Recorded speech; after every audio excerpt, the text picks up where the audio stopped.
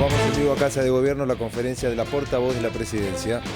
Aquí en la Argentina, a relanzar una relación estratégica profunda con la Argentina. Se firmaron una cantidad de acuerdos muy importantes que nos van a llevar a consolidar esta relación y a que sea una relación que marque también de alguna manera el rumbo de los próximos años, no solo de la Argentina y de Brasil, sino también por el peso de nuestras economías, por el peso de nuestras culturas en toda Latinoamérica, de toda Latinoamérica. Y en el mismo sentido, transcurrió al día siguiente, el martes, la reunión de la CELAC, donde con asistencia perfecta de todos los miembros de la CELAC y con consenso para alcanzar la declaración final, con consenso para alcanzar el nombramiento de las nuevas autoridades de la CELAC, pudimos llegar a el acuerdo que era el lema, si se quiere, de la cumbre, que es la unidad en la diversidad, que los diferentes pueblos y países de Latinoamérica, aún marcando sus matices, aún marcando sus diferencias, podamos estar comprometidos en un rumbo común que nos permita tomar decisiones en conjunto y que nos permita avanzar hacia un futuro donde se consolide la democracia y se consolide la igualdad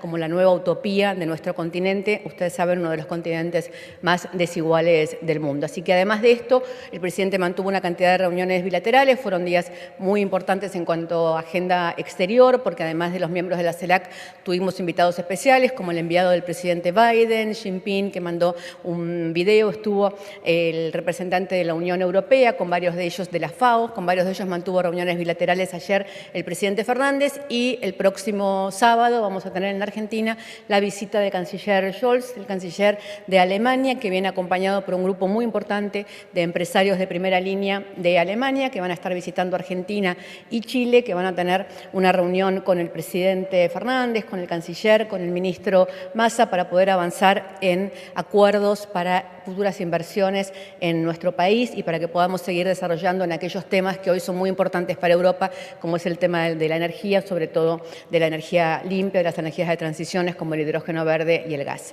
Así que empiezo hoy con esta agenda internacional tan importante y tan nutrida, y paso ahora a contestar las preguntas de los colegas, las colegas, y la primera es Liliana Franco, de ámbito financiero. Sí, buenas tardes. El presidente Lula, en uno de los encuentros que mantuvo con el presidente Alberto Fernández, dio a entender, lo dijo explícitamente, que esperaba que Alberto Fernández tuviera una segunda oportunidad. Ya estamos en año electoral, comenzando un año que va a culminar con elecciones. Al respecto, el presidente ya tomó la decisión de ir por un segundo mandato, y en ese caso, si no la tomó aún, ¿cuándo cree usted que hará el anuncio correspondiente? Gracias. Yo entiendo, habiendo estado presente en el momento en el que le fue preguntado esto al presidente Lula, que lo que dijo el presidente Lula fue que, al margen de cuál fuera la decisión que tomara el presidente Fernández, lo que él quería, y es lo mismo que aspira el presidente Fernández y que creo que aspiramos todos y todas en este gobierno, es que este proyecto político, que es un proyecto económico, que es un proyecto social, que tiene que ver con una Argentina más igualitaria, donde haya mayor distribución de la riqueza, donde los vulnerables sean los privilegiados, pueda continuar y que no tengamos de nuevo un momento de retroceso liberal, como sucedió en Brasil con la llegada de Bolsonaro, como sucedió en la Argentina la última vez con la llegada de Macri, esos procesos en los cuales hay avances durante los gobiernos populares y hay retrocesos durante los gobiernos liberales. En la Argentina, a raíz de todo lo que se habló en estos días con respecto al Papa, el Papa marca un momento que es el 55, porque en la Argentina el avance de los movimientos liberales que hacen retroceder los derechos de los trabajadores y los derechos del pueblo se han dado tanto en gobiernos militares como en gobiernos civiles que representaban la misma ideología económica, y en el caso de Brasil, Lula contó varias veces cómo él dejó el país con hambre cero, por ejemplo, reconocido por las Naciones Unidas, y vuelve ahora a encontrarse con que tiene que volver a remontar toda la situación y todo aquello que había hecho durante toda su primera gestión. Entonces entendemos que el presidente Lula dijo lo mismo que pensamos nosotros, que lo que es muy importante es que en octubre próximo, en diciembre próximo, vuelva a seguir gobernando en la Argentina este proyecto político. El presidente Fernández lo ha dicho una y mil veces, va a hacer todo lo que esté a su alcance para que eso suceda. Muchas gracias, Liliana. María Eugenia Arana, de AM. 990. Ahí estamos. ¿Qué tal? Muy buenas tardes, Cerruti. Preguntarle, en el día de ayer, el Frente de Unidad Piquetera movilizó en el Ministerio de Desarrollo Social por las 160.000 ahora suspensiones del plan Procrear. Lo que ellos dicen es que esto tiene que ver con un pedido directo del FMI para bajar las asistencias sociales, que es un pedido que están haciendo desde el FMI. ¿Cuál es la respuesta del Gobierno Nacional? Y si van a proponer, entiendo desde el Ministerio de Desarrollo Social, alguna reunión para evitar un posible acampe. Muchas gracias. La ministra Tolosa Paz, como antes el ministro que la antecedió, tienen el diálogo abierto y todas las reuniones que sean necesarias para que se puedan resolver todos los temas, y hay todas las mesas y todos los diálogos pertinentes. Lo que se está llevando adelante es un proceso de validación, que es un proceso moderno, que es un proceso informático, que cualquiera lo puede llevar adelante. Este es un país que ha dado muestras de que para sacar el turno de la vacuna, para sacar el DNI o, en el último caso, para el censo, tenemos ya mucha facilidad para manejarnos a través, por suerte, de la aplicación Mi Argentina. Es un proceso muy sencillo. Aquellos que fueran beneficiarios del potenciar y aún no lo han hecho, deberían ser capaces de hacerlo en los procesos de revisión que se están llevando adelante. Aquellos que se están dando de baja son aquellos que no han hecho su validación, con lo cual es un proceso de autoauditoría del programa y es un proceso de validación de identidad de quienes tienen ese programa. Me parece que en ese sentido es un trabajo formidable el que está llevando adelante la ministra. Muchas gracias. Daniel Escarbolo, de Telam. Daniel, buen día. ¿Qué tal, Gabriela? Bien. Usted dio una entrevista ayer a Radio Perfil, retomando la pregunta de la colega. Le preguntaron 2 veces sobre la posibilidad de reelección del presidente y usted fue cauta, pero no lo descartó cuando dijo que el candidato podría ser el presidente o quienes puedan representar de la mejor manera este modelo, este proyecto, algo que dijo recién. Y en otra parte de la entrevista dijo que el presidente está trabajando con su equipo, con Sergio Massa y con ministros y ministras. Pero remarcó lo de Sergio Massa, teniendo en cuenta también que hay una encuesta de Julio Aurelio que salió publicada en Diario Perfil, que lo ubica a Massa primero en las generales. ¿Podría llegar a ser eventualmente Massa el candidato en caso de que el presidente no vaya por la reelección? Gracias. Le voy a responder lo mismo que le respondí a su colega. El candidato o la candidata va a ser quien mejor garantice la posibilidad del triunfo y que mejor represente este modelo económico. El modelo económico, político y social. El presidente Fernández trabaja con todos sus ministros, lo habrán visto en los últimos 3 días permanentemente junto al canciller Santiago Cafiero, que está llevando esta extraordinaria tarea al frente de la Cancillería, que ha puesto de nuevo a la Argentina como uno de los grandes actores en el mundo internacional, donde permanentemente o el presidente está yendo a visitar a otros jefes de Estado o vienen ellos para aquí. Todo este trabajo se lleva adelante a través de la Cancillería, pero lo pueden ver con otros ministros. Seguramente mencioné al ministro Massa porque, entre otras cosas, estábamos hablando de la economía, entonces es obvio que es con él con quien maneja este tipo de temas. Muchas gracias. Antonio Ramos, de Radio Ciudad.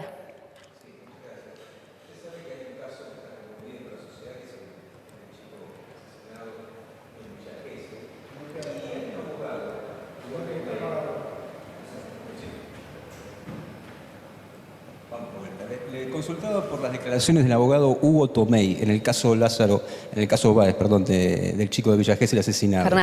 Fernando. Que apareció el presidente, según dijo Hugo Tomei, con un cartel donde pedía perpetua. ¿Su oficina tiene algo para contestarle a este abogado? El abogado no dijo eso, dijo que el presidente aparecía con un cartel en el que pedía justicia y que después hubo otros que igualaban justicia con perpetua y que entonces él entendía que el presidente recibió a los familiares de Fernando. Es un caso no solamente trágico, sino que conmueve a toda la sociedad, y el presidente tenía un cartel junto con los padres que es pidiendo lo mismo que pedimos todos, que es justicia por Fernando, y es lo que estamos pidiendo y es lo que estamos esperando todos. Muchas gracias. Jorge Maure, de Radio Mitre. Sí, ¿qué tal, Gabriela? ¿Cómo estás? Buenas tardes. La consulta tiene que ver con las observaciones que hizo el Papa Francisco. ¿Cree que debería haber una sincera autocrítica de parte del peronismo que gobernó el país cerca de 40 años? Gracias. Jorge, a ver, primero, yo y nosotros no debatimos con el Papa Francisco, lo escuchamos, lo tomamos sus enseñanzas y tratamos de comprender cuál es su mirada sobre los temas. El presidente Fernández muchas veces ha dicho que las líneas económicas que marca el Papa Francisco en sus diferentes encíclicas son para nosotros líneas que tienen que ver con el modelo económico que nos gustaría alcanzar para la Argentina. La verdad es que usted está cometiendo una falacia que es la misma que repiten en los medios de comunicación, pero aunque es joven me imagino que debe conocer de historia argentina y si no, si quiere le cuento, porque la verdad es que del 55 en adelante no solo no gobernó el peronismo, sino que cada vez, esto empezó, dice el Papa, en el 55 cuando un gobierno militar derrocó al peronismo. Cuando un gobierno militar derrocó al peronismo e impuso políticas liberales, en la Argentina había 2 puntos de pobreza. Después, durante unos años en los cuales o a través de golpes militares o a través de gobiernos liberales, cada vez que gobiernos populares avanzaron para que bajara la pobreza, para que subiera el empleo, para que hubiera más industria, para que hubiera más redistribución, al final de esos gobiernos vienen gobiernos liberales, o por golpes militares o elegidos democráticamente, que hacen retroceder todo esto en ese sentido. Si ustedes ven cómo se manejan los picos de pobreza y de desempleo en la Argentina, verán que del 55 al 73, cada vez que hay un gobierno popular, hay más distribución de la riqueza, había pleno empleo en el 74 y termina la dictadura militar con una crisis económica y de endeudamiento, porque cuando vienen los gobiernos liberales hacen las dos cosas, ¿no? No solamente toda la riqueza queda en manos de los más ricos y de los más poderosos, sino que además endeudan al país, de manera que el gobierno que viene tiene que empezar a remontar ese ciclo de nuevo de endeudamiento y ese ciclo de pobreza.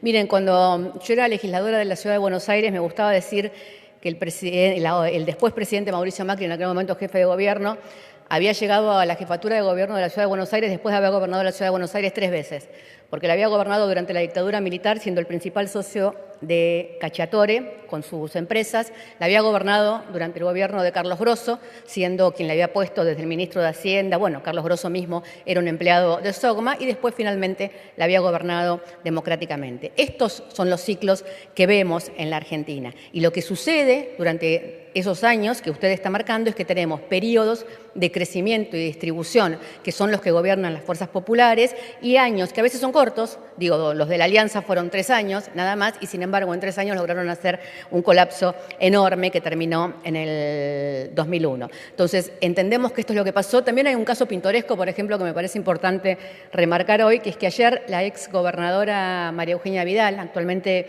diputada, para tratar de contestar algo de esto, muestra un gráfico con la pobreza para decir que en el 2017 la pobreza había descendido muchísimo. Lo que se olvidó es que ellos gobernaron hasta el 2019 y que efectivamente hasta el 2017 seguía la curva de descenso que había comenzado a partir del 2003 con los gobiernos de Néstor y de Cristina y que en el 2017 cuando hacen la devaluación pega un pico que nos encuentra a nosotros en el 2019 con 50% de pobreza, 50% de inflación y a eso después vino la pandemia. Entonces estamos hablando de estos ciclos, yo creo que está bueno que aunque sean jóvenes lean un poco de historia. Muchísimas gracias.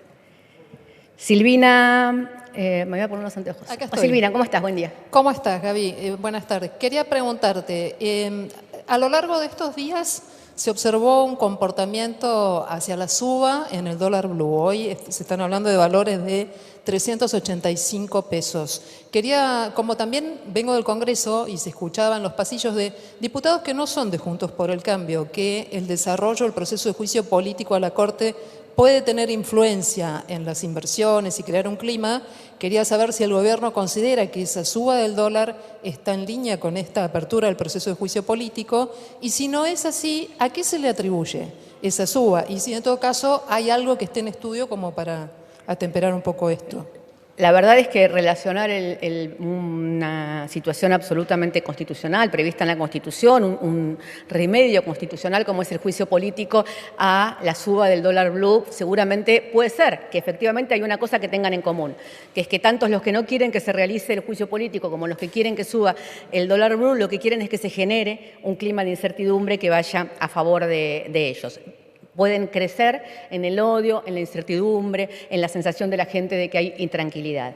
Una cosa no tiene absolutamente nada que ver con la otra. El juicio político se está desarrollando de la manera en la que se tiene que desarrollar, en la Cámara de Diputados como tiene que ser, en la comisión que preside la diputada Galear como tiene que ser, y el Gobierno, por supuesto, sigue atentamente porque es una iniciativa del presidente de la Nación junto con una cantidad de gobernadores llevar a la Corte Suprema a juicio político por la situación que todos conocemos de intromisión de la Corte Suprema en el Poder Legislativo y en el Poder Ejecutivo. Con respecto al dólar blue, yo lo he dicho muchas veces en estas conferencias de prensa, estamos hablando de una masa de dólar muy pequeña, con lo cual los movimientos especulativos suelen tener mucho impacto. Esto no quiere decir que no preocupe o que no ocupe al gobierno, porque después esto puede tener repercusión en algunas otras cosas, como pueden ser los movimientos que la gente que esté pensando, los formadores de precios que estén especulando con respecto a esto, puedan tener algún tipo de influencia en la inflación, pero entendemos que hay diferentes movimientos especulativos, además de situaciones estacionales, que son los que provocan estos movimientos, si querés, en el dólar blue, que no es un dólar oficial, que es un dólar ilegal y que es una masa muy pequeña y mucho más ligada a la especulación que a la economía real y mucho menos a la macroeconomía. Muchas gracias. Última pregunta, Liliana. Hola, buenas ¿Cómo tardes. estás? Liliana Arias, de Radio Nacional, gracias. Comenzó la conferencia hablando sobre una suerte de evaluación, si se quiere, de las reuniones, las bilaterales que se mantuvo el presidente, tanto en el marco con Lula, con el marco de la CELAC y por fuera de la CELAC. Ya viene el canciller alemán, si nos podrías dar algunos detalles, es este fin de semana, sobre los convenios, las inversiones que pretende Alemania para con Argentina y para con la región.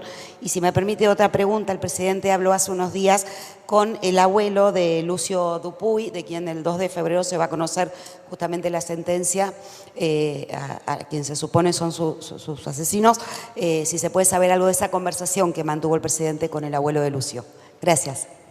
Fue una conversación afectuosa y donde el presidente expresó la empatía, el abrazo, la solidaridad, la congoja que a todos nos provoca, obviamente, la tremenda situación atravesada por Lucio, que terminó en su muerte, y donde además se comprometió, y ya sucedió, a enviar a sesiones extraordinarias el proyecto de ley Lucio que tenía que ser enviado a sesiones extraordinarias. Con respecto a la agenda de Scholz, la van a tener más sobre la fecha. Es un viaje corto que tiene que ver con conversaciones específicas sobre cuestiones de inversiones en la Argentina, por eso el canciller viene acompañado de una cantidad importante de importantes empresarios alemanes, con lo cual, van a manejar la agenda más cerca del sábado. Él llega el sábado después del mediodía.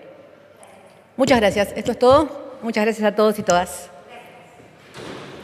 Bien, la conferencia de prensa semanal de la vocera de la Presidencia de la Nación. Recuerden, a las 18 la edición central. Los esperamos.